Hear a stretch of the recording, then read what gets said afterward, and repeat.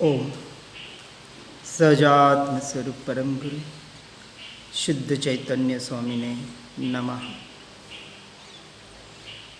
जे स्वरूप समझा विना पाम्यो दुख अनंत, समझाव्यू ते पद नमो श्री सद्गुरु भगवन। विभाव से स्वभाव की ओर अनादिकाल से यह जीव यानी हमारा आत्मा यानी कि मैं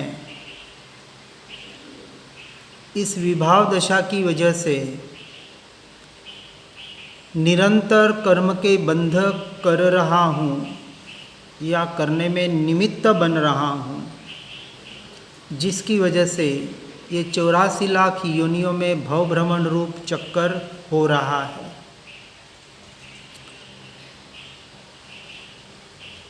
भवभ्रमण का कारण, जन्म मरण का कारण और दूसरा कोई भी न होकर हम स्वयं ही इसके जिम्मेदार हैं।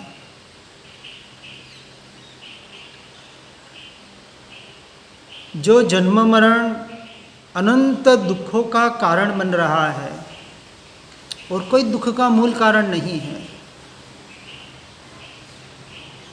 व्यवहार से जिसे हम जन्म कहते हैं, किसका जन्म? मेरा तो जन्म है नहीं। अभी आपने बोला कि मैं तो अजर अमर अविनाशी तत्व हूँ, तो मेरा जन्म मरण की तो मेरी तो कोई बात ही नहीं है। और जिसके जन्म मरण की बात हो रही है वो तो मरण धर्म है, उसका आज दिन तक हमने स्वीकार नहीं किया। और सबसे बड़ा भय जो है मरण भय लगता है। मरना कोई नहीं चाहता, फिर भी मरना पड़ता है। क्यों नहीं मरना चाहता?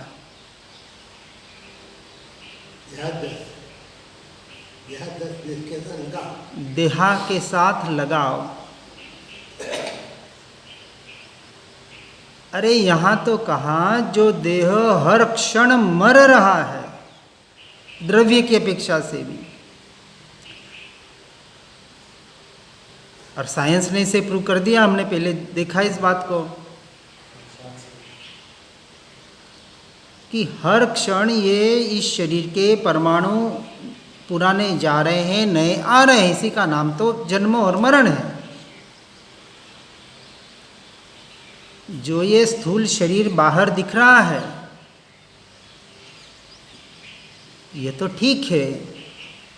विचार करें कि जिसको हमने जन्म कहा, वास्तविक वो भी जन्म नहीं है, व्यवहार से भी नहीं है। सिर्फ इस संसार में वो जीव 9 महीने बाद माँ के गर्भ से बाहर आता है, वो शरीर।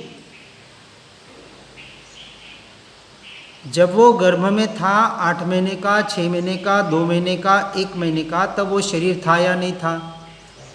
उसमें जीव था या नहीं था? तो वास्तविक जो बर्थ डेट आज हम जो बताते हैं ना, वो भी गलत है। जैसे कहते हैं अपनी अपनी मान्यता, थोड़ी जो मान्यता जैन दर्शन के हिसाब से कहा कि जब स्त्री पुरुष का संयोग होता है 48 मिनट में, जिसे अंतर्मुहूर्त कहा, माँ के गर्भ में एक संगी पंचेंद्रिय जीव 5 इंद्रियों सहित, मन सहित, शरीर सहित पूरा 6 पर्याप्ति जिसे कहा,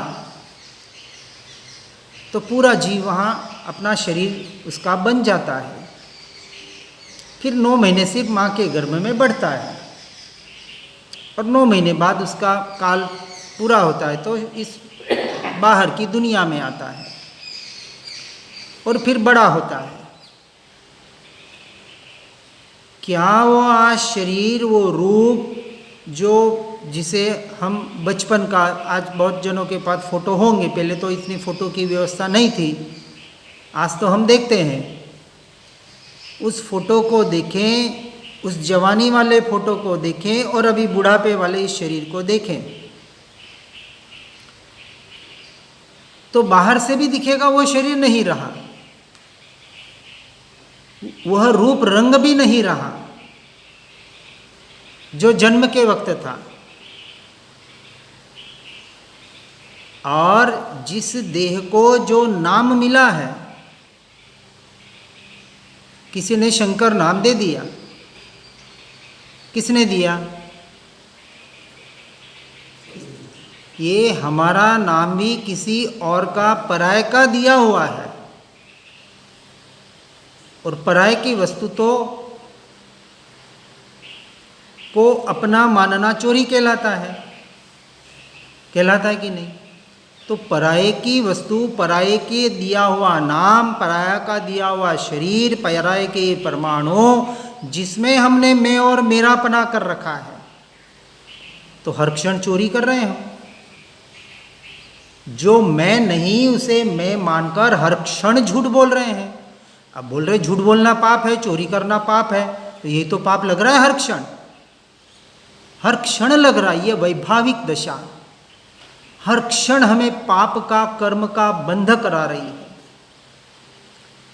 राजा हरिश्चंद्र यहाँ आ जाए, सत्यवादी, और वो कहे कि मेरे जीवन में मैंने एक बार भी झूठ नहीं बोला, वो सत्य बोल रहा है कि झूठ बोल रहा है?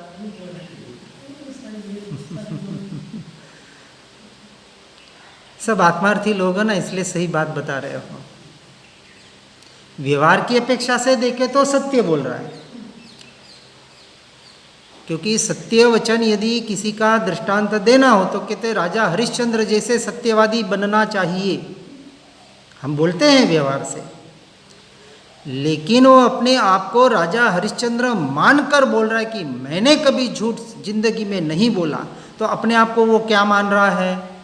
शरीर मान रहा है। यही तो सबसे बड़ा झूठ है। मैं बोल रहा हूं, मैंने बोला या मैंने नहीं बोला। अरे मैं हूं कौन? यदि मैं शरीर हूं तो सही बात है कि न मैंने झूठ बोला न मैंने सत्य बोला।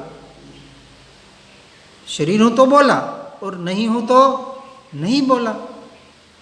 यदि मैं आत्मा हूं, अपने आप को हम आत्मा मानना चाहते हैं, मनवाना चाहते हैं। मनवाना तो क्या, विशेष तो मानना है। वास्तविक किसी से मनवा नहीं सकते, लेकिन उस परम सत्य को जो हमने जाना है, सुना है, पढ़ा है, और जिस मान्यता को अपनी श्रद्धा में हम दृढ़ करना चाहते हैं, उसके लिए हमने कितना प्रयास किया, कितना पुरुषार्थ किया। अभी जो भी हम बोल रहे हैं सारा झूठन है, किसी का दिया हुआ है, चाहे शरीर के आधार पर हो, चाहे परमार्थ के धर्म के नाम पर हो। आज मैं एक हिंदू हूँ, मैं मुसलमान हूँ, मैं जैन हूँ, मैं सिख हूँ, मैं ईसाई हूँ, ये किसी का थोपा हुआ धर्म है, हमारा नहीं है। बचपन से माँ बाप ने सिखा दिया, तू जैन है, तू हिंदू है, तू मुसलमान है, मान लिया। बड़े हुए, अपने अपने तरीके से धर्म करने लगे, क्रियाएं करने लगे। वो इतना दृढ़ संस्कार बन गया कि सपने में राम दिखता है, किसी को महावीर दिखता है, किसी को बुद्ध दिखता है, किसी को अल्लाह दिखता है। क्यों दिख रहा है? कहाँ है बताए महावीर, राम, बुद्ध, अल्लाह के शरीर? ये तो हमारी सारी एक कल्पना है, जो फोटो में देख रहे हैं, जिससे हमने कल्पना की हुई है। जैसे श्रीमद जी का फोटो देख लिया और रात को सपने में आए, श्रीमद जी हमारे सपने में आए। बताएं श्रीमद जी का शरीर कहाँ है? अभी उनका एक अणु, एक अंश मात्र लाके बता दे कि ये श्रीमद जी के शरीर का परमाणु है, किसी का भी हो। लेकिन हम बहुत खुश हो जाते, हमने सपने में देख लिया, क्योंकि वो कल्पनाएं इतने भीतर में बिठा रखी है, और वो कल्पना कहीं ना कहीं सपने रूप या कहीं रूप से परिणमित हो जाती है। और उसको हम सत्य मान लेते हैं। सारा जीवन भ्रांति का जीवन हम जी रहे हैं। संसार का जीवन तो भ्रांति का है ही है, लेकिन धर्म के नाम पर भी भ्रांति और भ्रांति ही भर रखी है अपने भीतर। किसका नाम लेना है, किसको जपना है? आज दिन तक उस परम सत्य को जाना, पहचाना, सुना, पढ़ा, लेकिन जीवन में अपनाया कितना? अपने जीवन को आत्ममय बनाया कितना? श्रीमद जी कहते थे, मैं ये देह रूपी मैं रायचंद हूँ, ये मुझे सोचना पड़ता है। शायद आपने पढ़ा हो तो। और हमें मैं आत्मा हूँ ये सोचना पड़ता है।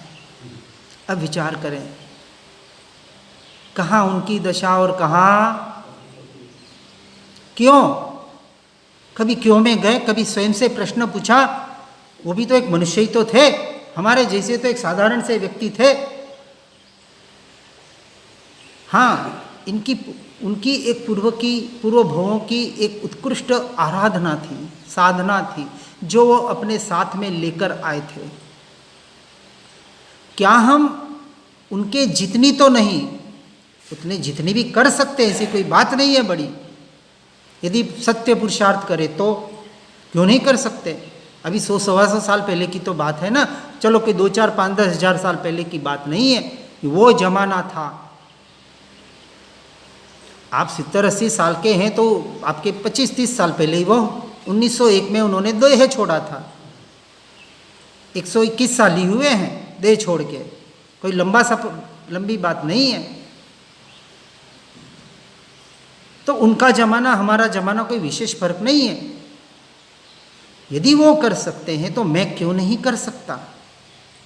मैं उस दशा तक क्यों नहीं पहुंच सकता?